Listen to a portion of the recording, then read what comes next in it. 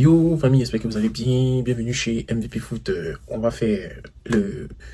parler d'un joueur, Clément Agba. On va évaluer ses forces, on va évaluer ses faiblesses, on va explorer son potentiel. Aussi, on va en parler aussi de son impact dans la sélection ivoirienne des années à venir. Voilà.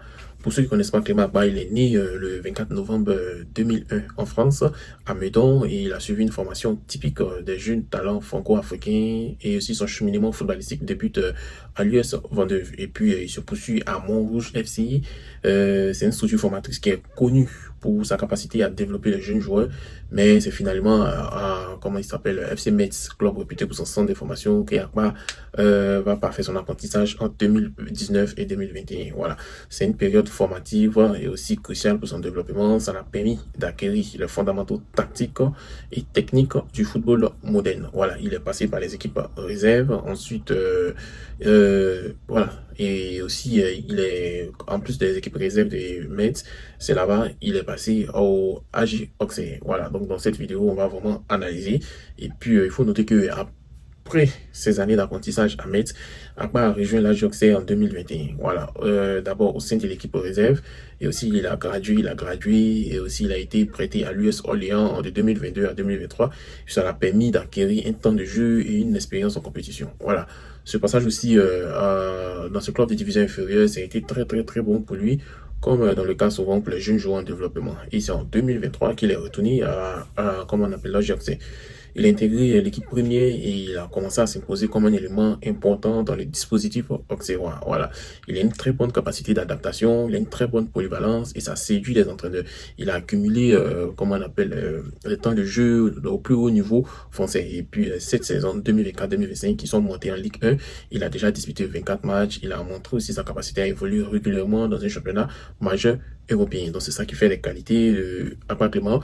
Il mesure 1m81, 68 kg, il présente un gabarit, vraiment il est équilibré, et aussi ça lui donne agilité, ça lui donne résistance dans les duels. Donc il est gaucher, il possède cette précieuse qualité naturelle qui est toujours recherchée à son poste, une meilleure couverture défensive. Voilà, et aussi il a des très bonnes solutions de relance, et il est très technique. Voilà, il est décrit comme un défenseur complet qui allie puissance physique et aussi finesse technique. Voilà, et on sait que sa formation française transparaît dans son jeu. Il est propre techniquement, il est capable de relancer proprement, et aussi il est doté d'une bonne lecture de jeu. Voilà, disons ces qualités qui lui ont permis d'évoluer comme arrière gauche et souvent aussi comme défenseur central. Et c'est une polyvalence. C'est vraiment un atout. Voilà, un atout majeur pour le football moderne où les systèmes tactiques évoluent parfois au cours du match. On a vu lors de la CAN ce qui s'est passé avec le coach Faye MS. Voilà.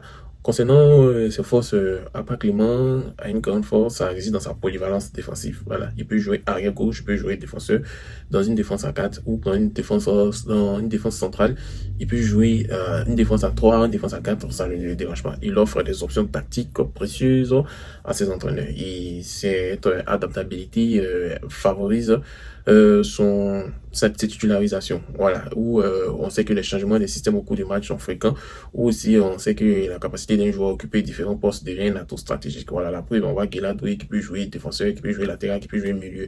Donc dans le contexte de l'équipe nationale ivoirienne, il faut noter que cette polyvalence, ça va être crucial pour le coach Faye MS, qui va lui permettre d'ajuster son dispositif défensif en fonction des adversaires sans nécessairement modifier son 11 de départ. Ce sont des qualités techniques et vision du jeu que Akbar se distingue. Voilà, il se distingue aussi également par sa technique soignée et sa formation française. C'est ça qu'il a parfait comme cela. Il a une capacité à effectuer des passes longues, précises et des transversales qui constitue une arme offensive non négligeable pour un défenseur. Voilà, donc c'est un défenseur qui joue comme Xabi Alonso, et aussi il a une aptitude à changer l'orientation du jeu rapidement.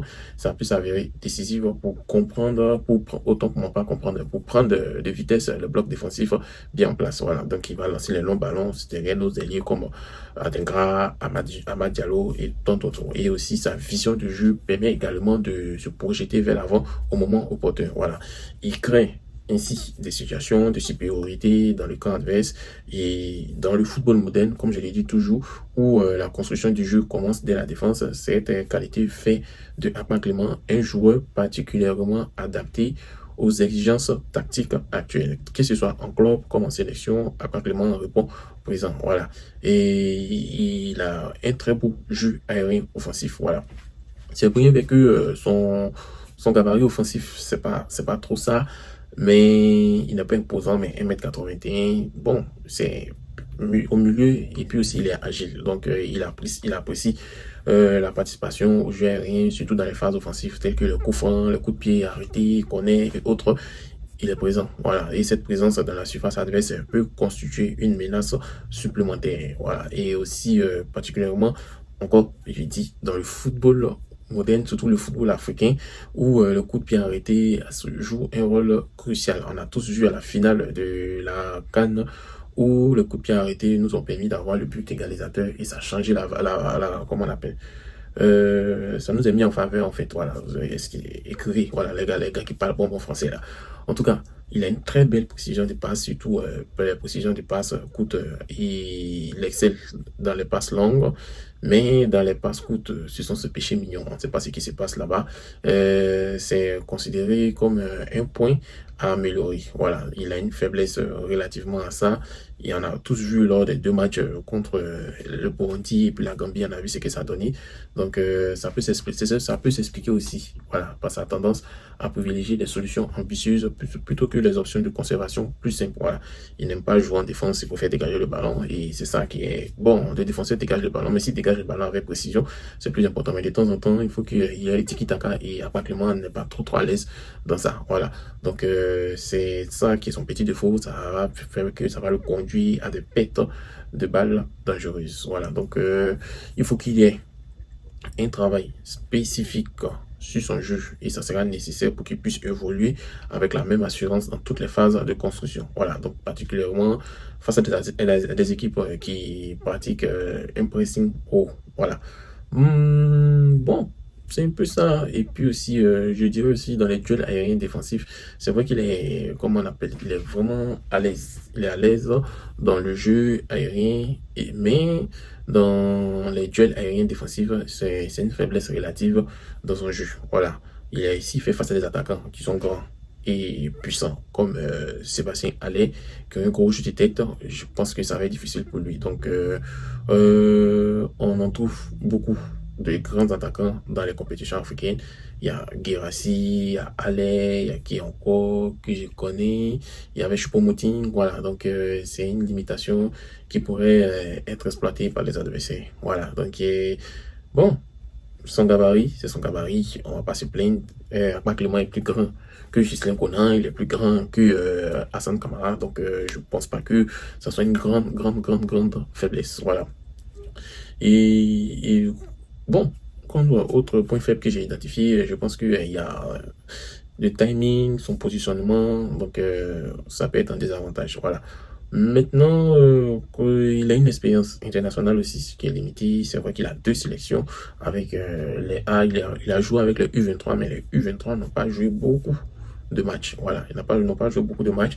À part les Jeux Olympiques, les U23 n'ont vraiment pas joué. Donc, je pense que il va essayer de, comment on appelle, euh, il va essayer de intensifier son jeu. Il va essayer aussi de, comment on appelle, il va essayer d'avoir plus d'expérience en international. Voilà, donc ça va le permettre de franchir un nouveau palier et puis aussi il va s'imposer durablement dans l'équipe et dans la sélection. Voilà, donc ce sont mes impressions sur Akba Clément et je pense qu'il y a des défis qui arrivent et on voit bien qu'en sélection, le système de jeu favorable pour lui, c'est le 3-4-3. Les analyses tactiques suggèrent qu'il est particulièrement à l'aise dans un système où il y a 3 défenseurs et où il y a 3 défenseurs centraux, donc 3-4-3. Et cette configuration, il peut occuper le poste de défenseur central, gauche, et aussi qui peut mettre en valeur aussi ses qualités techniques et sa vision du jeu. Donc, il peut jouer avec Willy Boli ou, comment on appelle, Sengo à 3. Ils vont gérer. Donc, c'est un système qui lui permet d'exploiter sa capacité à effectuer des passes longues tout en bénéficiant de la couverture défensive. Voilà. Donc, bon, c'est un peu ça, hein. Voilà. Comme il a une tendance à se projeter vers l'avant, et il faut qu'il trouve aussi un cadre sécurisé. Donc, pour qu'il puisse monter, et comme on appelle ces montées, peuvent être composées par les repositionnements d'autres défenseurs ou dans le milieu. Ouais, c'est ça. Donc, s'il monte, les milieux défensifs aussi peuvent, comment on appelle, prendre sa place. Voilà. On le voit tous à l'âge d'Oxy, comment est-ce qu'il il défend. Et cette défense à 3, c'est très très intéressant. Il s'est imposé comme un titulaire rigolo. Voilà. Et puis il y a le 3-5-2 aussi, qui est vraiment une alternative aussi. Où est-ce qu'il peut jouer? Je pense que c'est ce qu'il joue. Il joue là-bas à l'âge d'Oxy. Sur le côté gauche avec Ahmed Junior Touré, il pourrait s'épanouir avec des responsabilités similaires. Voilà. Il va être présent dans le milieu, il va offrir une plus de sécurité lors des montées offensives, et puis aussi ses qualités de passe aussi vont alimenter efficacement aussi les deux attaquants. C'est un système qui connaît un regain de popularité actuellement, et ça pourrait être une option tactique intéressante pour qui? Pour le coach Fayemmes. Voilà, parce que nous on parle du football ivoirien, donc il faut parler du coach Fayemmes, on ne parle pas de la GOC, et ce défenseur est parfaitement prêt pour cela. Voilà. Maintenant, le système qu'il est le moins adapté à cela, je dirais le 4-4-2, où il y a des limitations. Voilà, les latéraux n'aiment vraiment pas la défense à 4 parce qu'ils ne montent pas comme il se doit. On l'a tous vu pendant la CAN, lors du 4-3-3, il y a eu les 5 puis qui se sont entremêlés. Donc, ça les contraint à rester des arrières, ça limite les capacités à utiliser les compétences de relance et puis aussi à des, comment on appelle, des positions offensives en fait. Voilà, ça lui donne des responsabilités défensives et lors des un contre des alliés, ce n'est pas nécessairement un point fort lorsqu'on joue à 4-4-4-2. Et puis aussi 4-4-2, c'est un système qui offre des opportunités de se projeter vers l'avant sans se déséquilibrer. Voilà, donc bon, c'est ça, hein. Maintenant, le 5-3-2 aussi, c'est un système aussi qui est un frein aussi à son expansion. Voilà. Les défenseurs centraux ou comment on appelle, où ils ont les principales responsabilités de marquage et déception. Donc, ils pouvaient se retrouver confinés à un rôle purement défensif. Voilà.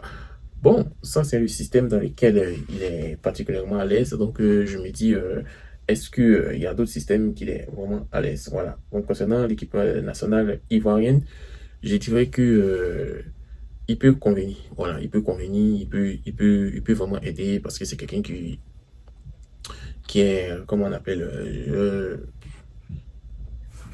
il a plusieurs postes. Il peut jouer défenseur, il peut jouer latéral, donc ça peut vraiment, les systèmes peuvent changer. Voilà, donc c'est une très bonne chose pour Akma Clément et on sait tous que son arrivée a symbolisé parfaitement la phase de transition, voilà, c'est qu'on traverse actuellement, où il faut renouveler l'équipe A. Et à 23 ans, il est polyvalent, il incarne le renouveau générationnel et c'est nécessaire pour que la Côte d'Ivoire maintienne son statut de nation majeure du football africain.